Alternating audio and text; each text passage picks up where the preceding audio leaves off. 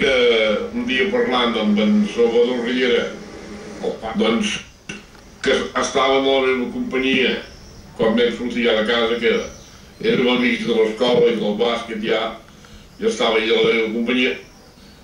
Ell el va enganxar a l'Austria i li va encarregar doncs, tota la batalla de l'Ebre. Havia entrat en una de les coves que havia estat ell i que encara va trobar les sabates d'un i els cascots de metralla, un plat i tot això. I va ser quan em va dir, diu, és per fer un poema. I diu, coi no podria fer un poema d'això? I jo dic, sí.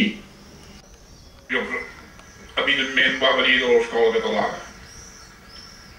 És que allà ell llegia molt i feien certàmens literaris i la poesia que feia jo, doncs, molts dels que venien a l'escola catalana ho feien regularment, regularment. Diren bé dintre el que podien fer altres nanos d'altres escoles, segur, que a l'escola catalana sortien més que aquests. I que doncs Salvador Riera, el Francesc Cairó Garcia, l'Antoni Ricard, la Bernardina Marta Bofill, hi ha una pila de gent, la Marta Traiter,